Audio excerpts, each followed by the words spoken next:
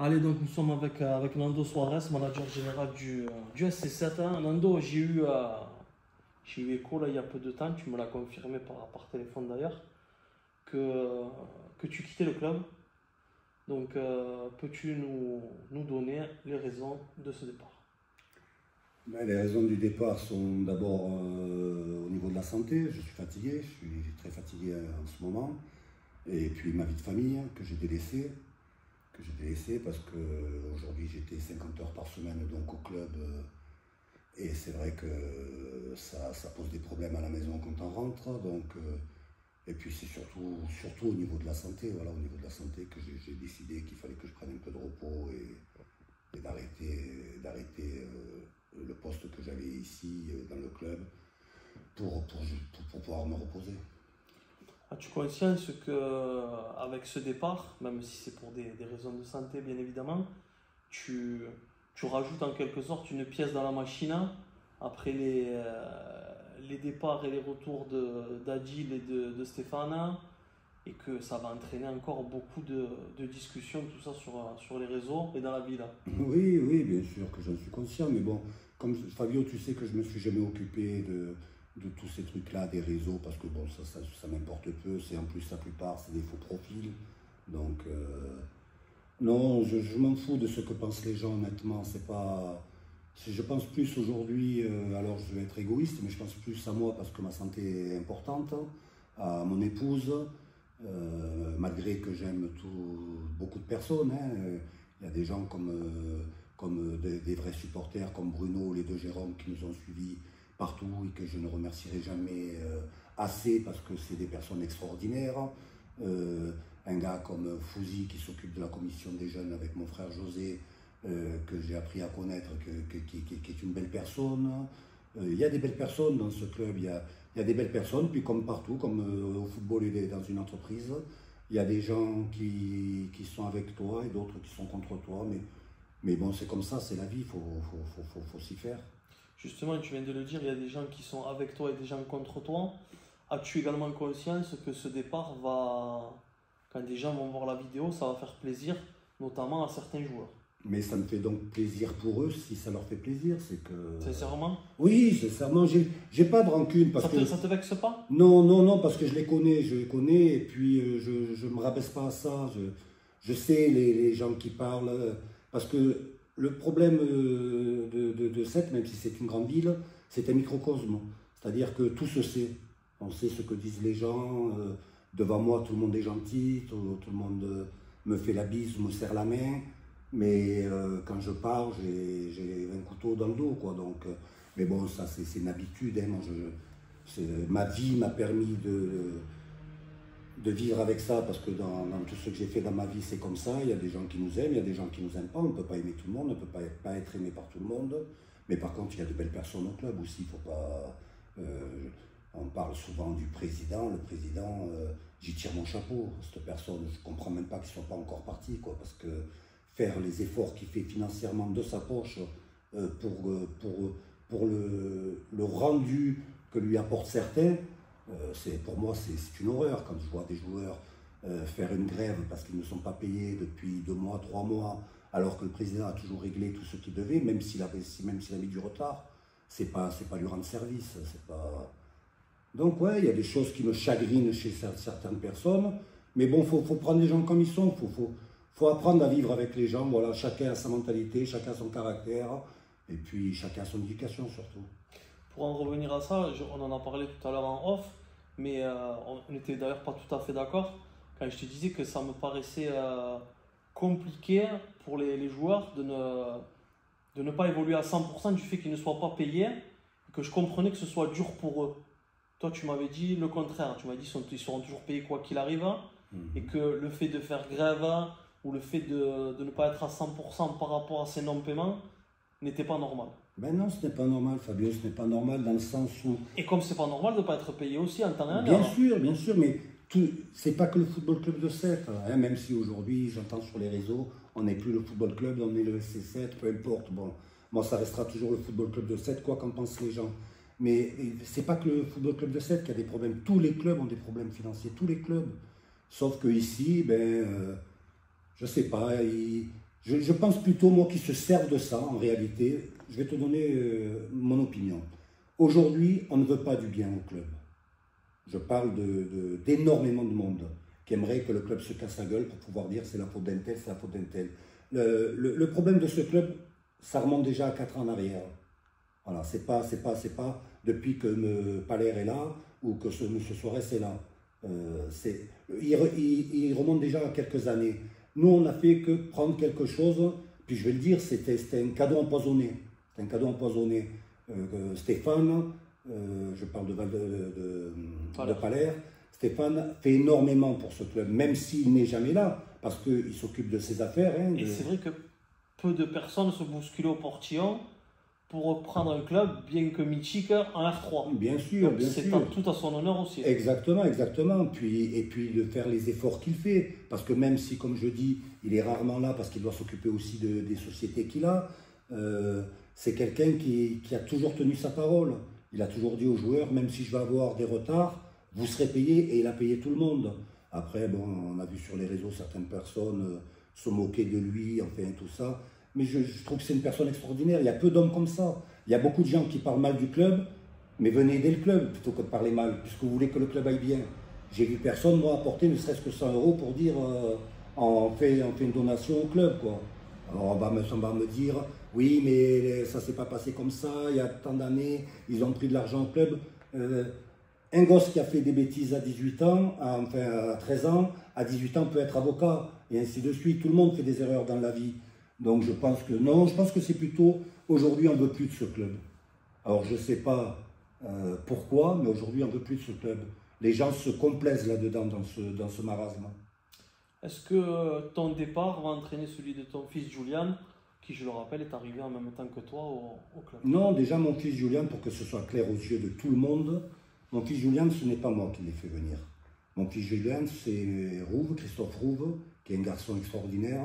Christophe Rouve et le président qui ont voulu le faire venir, parce qu'ils connaissaient le joueur, parce que moi j'étais contre, exemple. J'étais contre parce que c'est mon fils et je sais ce qui se passe en tant que père et fils, c'est difficile. J'ai vu le problème qu'il y a eu avec Eric Isola et Flo, où j'en ai parlé avec Eric. C'est difficile quand on a son enfant dans le groupe. Julian, il a 28 ans, Julian c'est un adulte, il prendra les décisions qu'il a à prendre, et par contre je serai toujours de son côté parce que c'est mon fils, oui bien sûr. Après c'est blessant quand on est dans les tribunes et qu'on entend parler certaines personnes. En tant que manager, je ne pouvais pas réagir. Aujourd'hui je pense que je pourrai aller les voir quand ils parleront, voilà. Une autre question sur... Elle ne me revient plus. Elle va me revenir, j'ai oublié la question. Oui, voilà, pour savoir si les départs annoncés de Irvine Vandanona et de Thibaut Balp étaient actés, et quid du futur entraîneur du club? Oui, elles ont été actées parce que c'est le vice-président qui m'en a parlé, Stéphane Valdemer, donc elles ont été actées. Après, le futur, tout le monde le connaît, tout le monde se voit la face, mais tout le monde le connaît. Donc, bon, les gens l'apprendront à la trêve, le nouvel entraîneur avec son nouvelle équipe, peut-être même le nouveau manager, peut-être même, j'entends beaucoup de bruit d'une nouvelle direction au service, à la commission des jeunes et tout ça, des gens qui viendraient de Toulouse et de Béziers. Bon, enfin, on peut avoir des noms, pas? Ben les noms, non, parce que dire les noms, tant qu'il n'y a rien de fait, ça serait encore une fois me dire il a dit ça, mais ça ne s'est pas fait. Donc aujourd'hui, malheureusement, depuis que je suis à 7 en tout cas, parce que je n'ai jamais vécu comme ça, mais je suis comme Saint Thomas, je crois que ce que je vois. Donc, mais je trouve que c'est salissant pour la ville et pour le club, la méchanceté des gens. Je pense qu'aujourd'hui, on ne devrait plus céder ce club qui est un grand club, qui a toujours été un grand club, malgré tous les déboires, mais qui restera le club qu'on a tous connu, plutôt que de le salir comme ils font, surtout que la plupart du temps, c'est par des gens qui ont vécu du club. C'est par des gens à qui les présidents, avant M. Paler et ainsi de suite, ont fait vivre, quoi. C'est parce que ça fait vivre ces gens-là, et qui aujourd'hui crachent. Moi je dis que c'est cracher dans la main de celui qui nous donne à manger, quoi. Donc à un moment, il faut rester propre. Et moi je n'ai rien contre le club, je n'ai rien contre les gens qui sont au club, je n'ai rien contre les joueurs. comme je te dis, on est aimé par certains, détesté par d'autres, parce que c'est comme ça.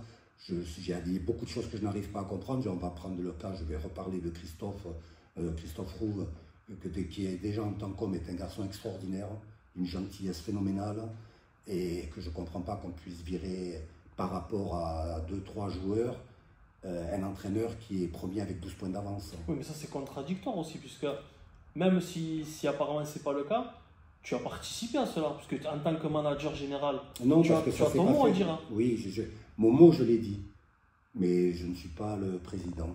Voilà, mon mot, et donc bien sûr que je dis ce que j'avais à dire.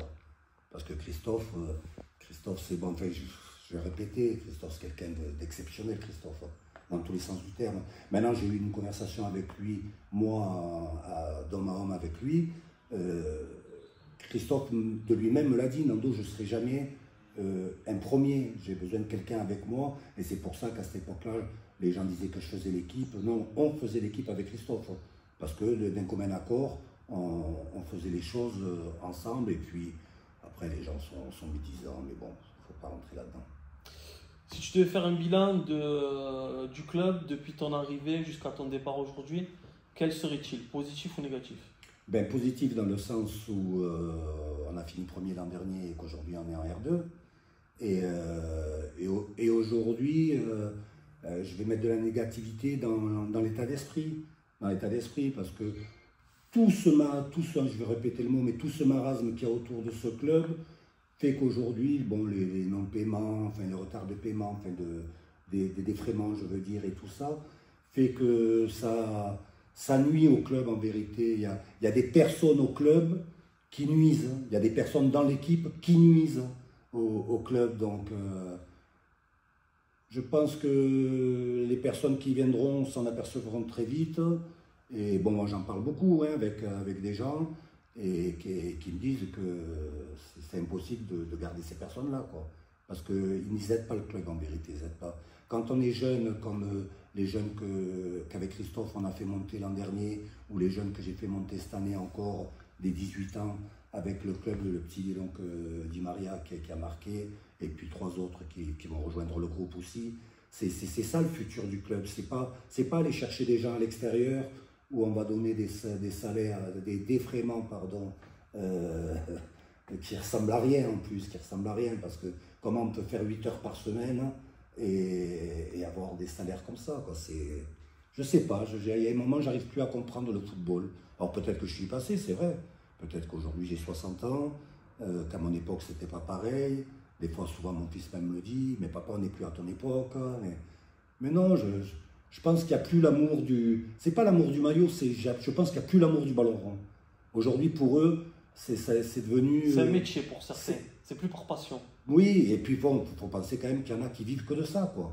Aujourd'hui, il y en a qui vivent que de ça. Après, les autres qui entre parenthèses, ont un salaire ailleurs et qui se permettent de faire des grèves, ça me fait sourire. C'est pour ça que je leur en veux pas de m'en vouloir, parce que je leur dirai toujours ce que je pense, voilà. Si tout à l'heure tu me disais, pareil en off, que l'objectif sportif de cette saison, c'était un maintien en R2. Oui. Et je te disais que d'entendre des phrases comme cela, ça m'attristait profondément parce que c'est quand même le FC7, c'est le maillot vert et blanc, c'est mythique. Hein, et viser un maintien en R2 7e division, donc, c'est terrible quand même. Ben oui, c'est terrible, mais à un moment, faut être en face des choses, quoi. Faut être en face de la réalité. L'objectif, c'était de monter sur 3 ans, d'accord? Et on se retrouve aujourd'hui avant-dernier. Si on monte par... que le bon Dieu nous donne un coup de main, parce que là, il n'y a que lui hein, qui puisse faire ça, parce que bon, les joueurs n'ont pas l'état d'esprit pour aller au bout des choses. Hein. Mais si le bon Dieu nous donne un coup de main et qu'on monte, ça sera, je vais dire, la cerise sur le gâteau. Je pense que de se maintenir, ça serait déjà une très belle chose cette année, et de repartir l'an prochain avec les personnes qu'il y aura, qui ne fassent pas les mêmes erreurs, parce que c'est toutes ces erreurs-là qu'on paye aujourd'hui. Et des erreurs que... Alors, je vais expliquer quand même une chose. Quand on en avait parlé déjà, toi et moi, et donc moi avec le président et le vice-président, en début d'année, je voulais donc arrêter aussi parce que j'étais donc fatigué. Et on m'a demandé donc de rester. Bon, et j'avais expliqué que pour maintenir ce club on va dire en flot, il fallait diminuer les salaires, il fallait faire beaucoup de choses. Et puis, je n'ai pas assisté à ça puisque pendant une semaine, j'avais pris du repos. Entre-temps, il s'est fait les recrutements qu'ils ont fait. Pour certains, très bien. Je vais te raconter même une anecdote là-dessus. Pour certains, très bien. Pour d'autres, ils n'avaient rien à faire avec le groupe parce qu'on avait les jeunes qui faisaient très bien leur travail. Mais je pense que justement, des mauvais choix ont été faits à cette époque-là. À cette époque, et j'en prends la responsabilité puisque je n'étais pas là. J'en prends la responsabilité parce que ce n'était pas le discours que moi j'avais eu avec eux. Quand donc j'étais revenu et que j'avais entendu que telle et telle personne avait fait venir tel joueur avec tel défraiement, pour moi c'était une aberration. Par contre, donc l'anecdote, j'étais assis ici, là, dans ce bureau, là derrière, avec le président, Adil et Segura. On était tous les quatre, on discutait. Et ben, la première recrue que j'ai voulu et qui est venue, c'est Johan Guillaume de Suedero. Quand moi j'en ai parlé, les deux, Adil et Segura, se sont mis à rire, même on va dire à se moquer de moi, gentiment, hein, je dis bien gentiment, à se moquer de moi. Aujourd'hui, il n'y a personne qui peut me dire quoi que ce soit sur Guillaume. Alors c'est un des plus forts qu'il y a dans l'équipe. Adil l'a reconnu, Adil m'a dit tu avais raison, je me suis trompé, tu avais entièrement raison et tout. Je ne dis pas avoir personne là, la science incluse du football, personne, même des entraîneurs comme Ferguson, comme Mourinho, comme personne.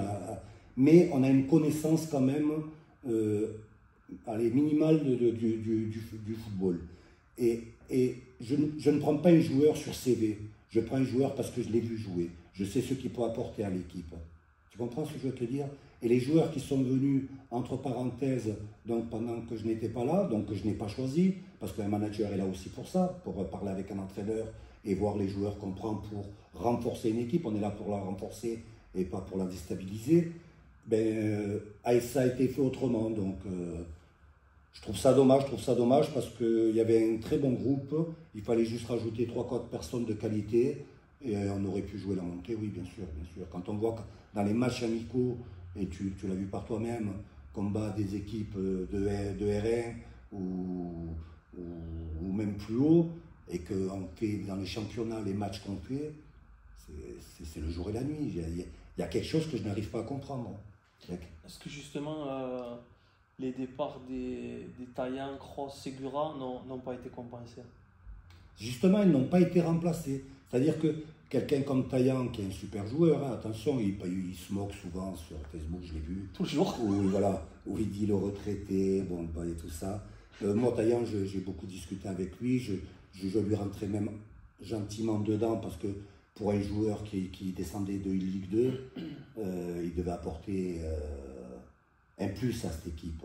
Il jouait, moi je vais te dire sincèrement, Taillan pour moi, avec les qualités qu'il a, qui a apporté énormément l'an dernier, parce que c'est quand même, ils ont fait partie de la montée, Guillaume, Taillan et Segura.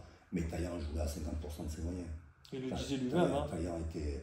C'est un joueur, c'est vraiment un super joueur, quoi. Et c'est pour ça que je l'ai envoyé, parce que on en veut toujours. Alors je ne sais pas si tu vas comprendre, mais ça a été pareil moi dans ma carrière. Je me suis toujours fait engueuler et les entraîneurs me disaient c'est parce qu'on croit en toi, c'est parce que tu dois apporter plus que ce que tu apportes. On est toujours derrière quelqu'un. Si on est derrière quelqu'un, c'est qu'on attend quelque chose. Quand on ne s'occupe pas d'un joueur, il ferait mieux de prendre ses valises et de partir. Voilà. Ça, c'est mon point de vue. Nando, pour terminer, si tu as des choses à rajouter, je t'en prie. Non, donc remercier toutes les personnes qui m'ont fait confiance pour que je vienne au club, remercier toutes les personnes qui disent du mal parce qu'ils parlent de moi, et comme disait mon pauvre père, qu'en parlant bien ou en mal de toi, si on parle de toi, c'est que tu intéresses les gens. On en reste là? On en reste là. Merci Nando. Merci à toi. Merci. Voilà, je voulais aussi dire, c'est en aparté, parce que quand on partait avec Fabio, donc je le disais, Fabio est quelqu'un c'est un passionné du football. C'est un passionné du football, c'est un passionné de ce club, mais du football en général. Beaucoup de gens ne le voulaient pas pour X raisons, je ne sais pas, je ne veux pas rentrer là-dedans. Mais Fabio, c'est moi qui ai demandé de venir en début d'année. Et je suis content qu'il soit là et qu'il continue à être là. Et j'espère qu'ils ne feront pas la bêtise de l'enlever de ce club. Voilà.